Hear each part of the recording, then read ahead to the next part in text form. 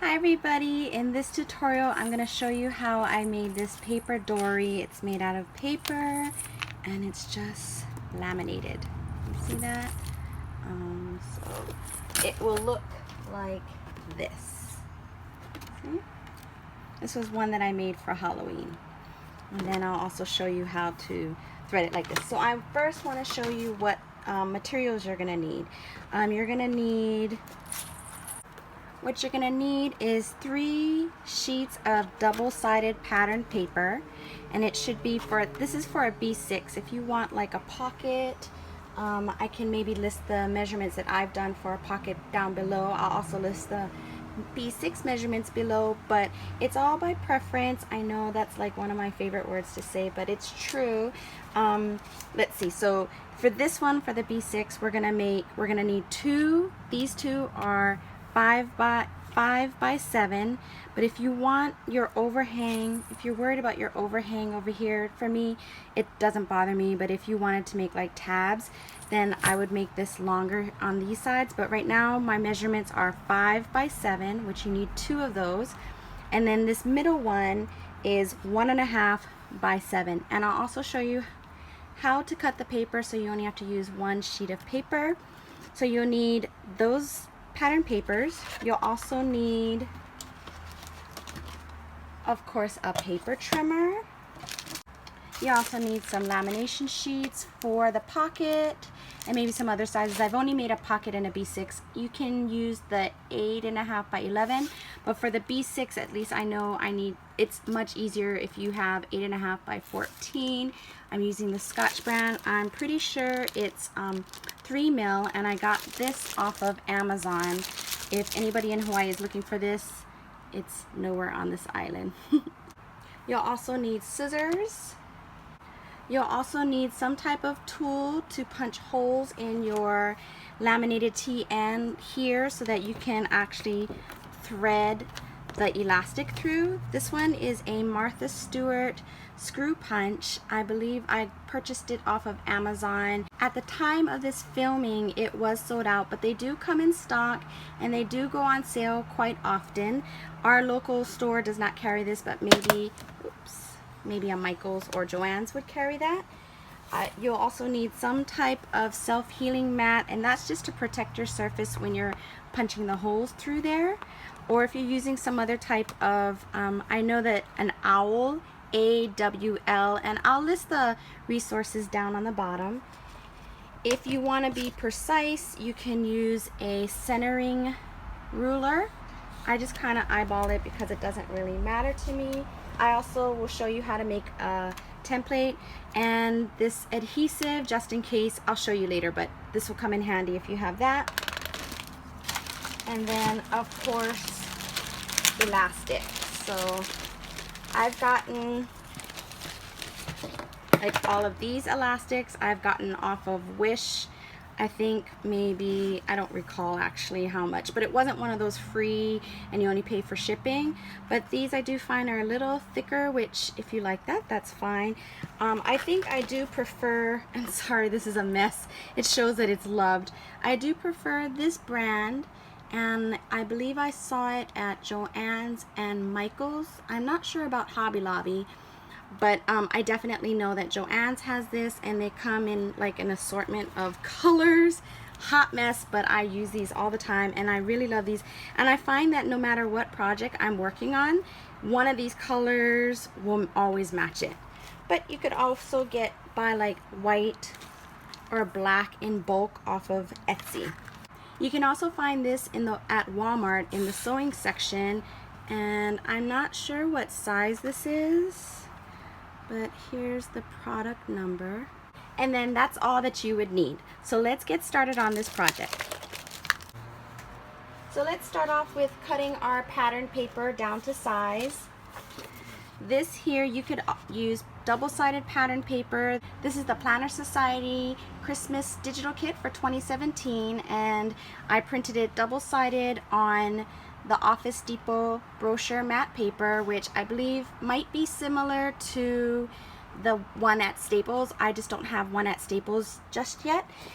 Or you can, this is the Canon matte photo paper, and the only thing is it prints on one-sided, but you can still use this one. You just adhere it with some double-sided tape. So let's start cutting.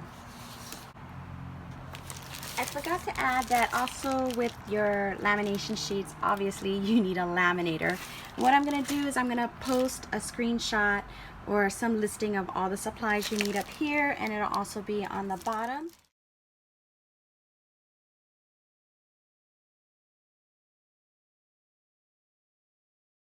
So let's get started and cut our pattern paper. Okay, so I'm going to be using this pattern paper, and what you want to be mindful is that your pattern for at least the B6 is going a certain way, and it'll make sense as you watch it. So if you're going along making this, I would watch the video straight through first and then watch it one more time, hopefully it'll be short, and actually follow along and make one. Okay, so let's cut the paper. I'm using my Fiskars paper trimmer. Oops. Okay, so the trick to do this, to use one sheet of paper for B6, is to first cut your paper down to 7. So I think I'm gonna do, I guess it won't matter. Yeah, I'm gonna cut it this way. 5 by 7. This is good. Okay. So save this piece for later. We're going to use this for the spine, and this is where we're going to make the cover. So I'm going to make mine 5 by 7, or if you don't want that overhang, you can make it a little larger, maybe 5 1/4 or 5 1/2, but I'm going to make it 5 because that seems to be working for me. So I'm going to cut this down to 5. I'm trying not to shake the camera, so I'm going to be cutting a little slow. And then another piece by 5.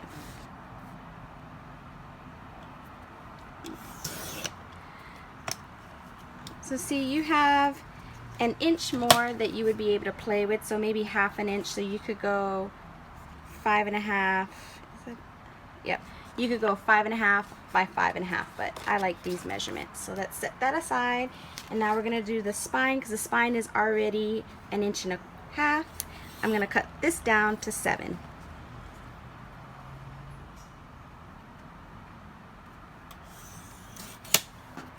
Okay, and so this is why I told you it's important for how your patterns, you should pay attention to how your patterns are facing. If I were to use a pattern that was facing, where is it? Facing this way, then my bows would have been going sideways. I hope that makes sense to you. But you can always, because these are digital files, you can always manipulate that. I also forgot that you're going to need one more thing. The other thing I forgot is a corner rounder. I am using a Kadomaru corner rounder punch. I also have the We Are Memory Keepers chomper. So this part, let's see, this is going to be my outside. So these are my insides. So I'm just looking to see which one I would want in the front, and I guess it doesn't really matter. So for me, because I always tend to make mistakes on this, I'm going to put them back to back and just corner around the outside. Okay. Oops. So it will make more sense as we go along. So I'm just going to corner around that, and I'm using the medium if you're using the same hole punch, corner rounder punch. So let's punch that, and now let's move this out of the way. Okay, so this is how it's going to lay out. This is going to be my front, my spine, and my edge. So now this is where the 8 1/2 by 14 lamination sheet will come in handy. Okay, so let's open up our lamination sheets, and you can place it right in. Another thing that you could do is, remember I told you about that adhesive, so this may come in handy if you feel you need it. Sometimes I will use like a mat underneath to line this up, but I've been making so many of these that it doesn't really matter to me. It doesn't really matter to me if it's not like really super aligned. You're gonna cut it out and it'll be fine. So I'm gonna line these up, and for this one I am paying attention to make sure my patterns go this way. But you know, sometimes for like the florals, it won't matter to me. You see how these patterns don't flow right into each other? It's fine. You won't even be able to tell, but just in case, because these are lines. And it looks like it's crooked on there, but it's not.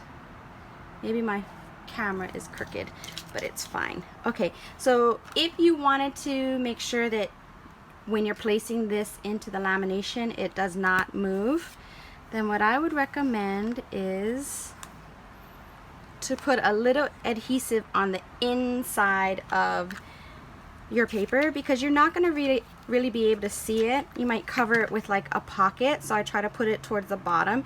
You know those Target, here, let me flip it this way. You know those Target adhesives, or you might cover it up with something else, a die cut. So I think that looks like, can you see how much space? I'm making sure that I keep a little gutter. I learned that word from somebody else who did a tutorial, lay. So keep a gutter over here. I think that's a perfect word for that. And this is just so that your spine, your book, it'll fold. See, that has a little gutter in there, and it'll fold. See? Okay. So if you wanted to, you could put a little bit of adhesive in here. So literally just a little, and I should have actually gone on the bottom, because I probably will cover that up with something. There. Okay. So, oops, and I should put some on the spine so it doesn't move. I'm gonna make sure I line it up again. This probably takes the longest part, is making sure it's aligned before you commit. So I have the laminator heating up. I'm gonna go laminate it, and I will be right back. And this is a 3 mil, so I've had my laminator heating up. I'm using a Scotch laminator, and I'm gonna be right back with this project. Okay, so now that we have it laminated, we're gonna go ahead and fussy cut around this. So I will speed this up.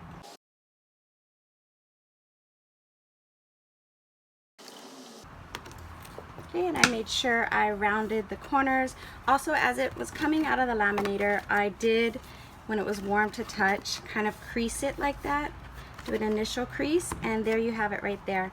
That's how easy it is. Now, let's punch the holes. I'm probably not going to punch the holes on camera because the way I have my camera set up, this whole thing is going to shake. But what I did do is I did make a template. So this was for like my pocket, and this is for my B6, so that I could just lay it on here and then just punch the holes in here. So I'm going to use my Martha Stewart hole punch. And so if you wanted to, you could use a measuring tool, find the center, get a pen and mark it, you know, however you want it to be, the spacing. You can then line it up. So this tool is very handy, but I've already done the homework, the legwork for that. So I'm just going to take my template. Actually, I'm going to take my template. You see I have Sharpie marks on here already. And I'm going to go ahead and punch. Oh, maybe it won't shake the camera.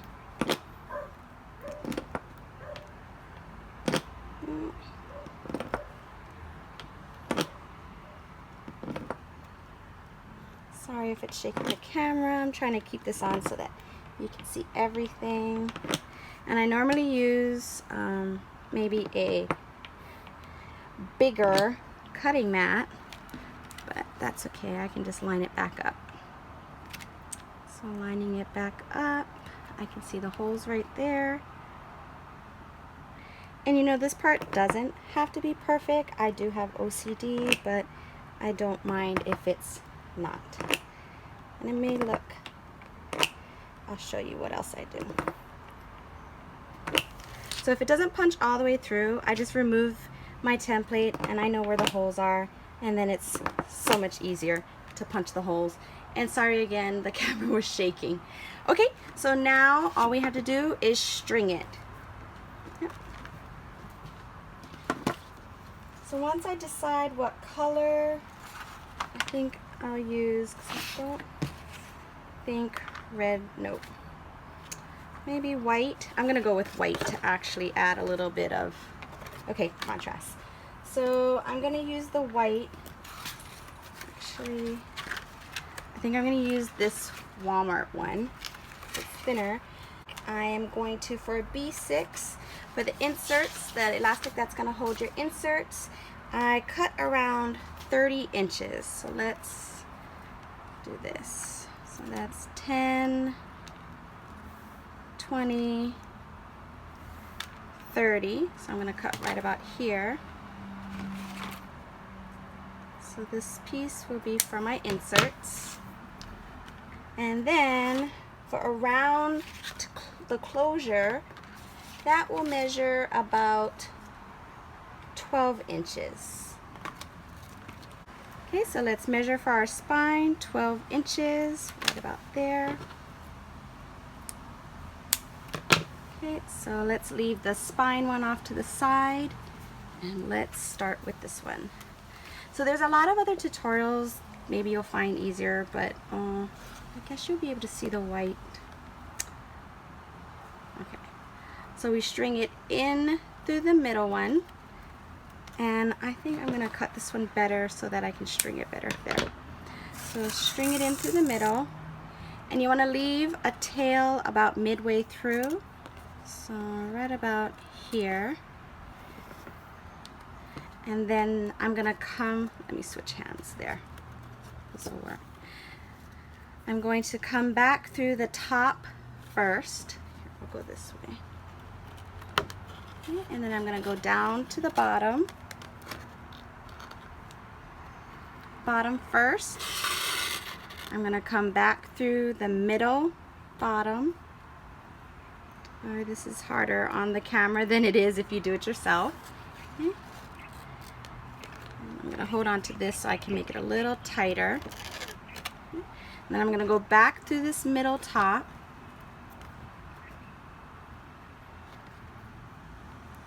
The reason why it's easier to do it off camera is because I'm trying to make sure that you can see what I'm doing. And then we're going to come back through this one, the third, 1, 2, 3, the third top. I'm going to pull it a little bit to make it tight. Go back. This is the bottom last, the bottom third. I'm going to come back through the middle, bottom middle. Okay, make it a little tight.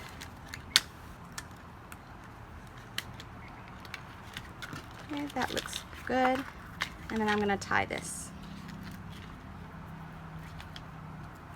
And I'm going to double knot it. When I double knot it, I'm making it tight, but I'm also gonna, pull it that way. You see how that kind of slid? That's why I do it both ways, because when you cut it, it's gonna pull. So I wanna make sure that that knot is tight. Okay, that's good. Oops. Okay. Enough, Krista, enough. I should make this a little looser. Okay, now I'm going to trim off the tails. Okay. And then for the middle, it's very easy. All you do is double knot it on this side. Just double knot, pull it towards the end. Pull it tight, trim off the tails a little bit, and then find the middle, fold it, and I'm just going to slide it through. It doesn't have to be in the middle. I'm just going to make it like that. And you slide it through, and there's your TN. It's literally that easy to make. How easy. And then you can put your inserts in here, and then put your target one spot pockets and slide your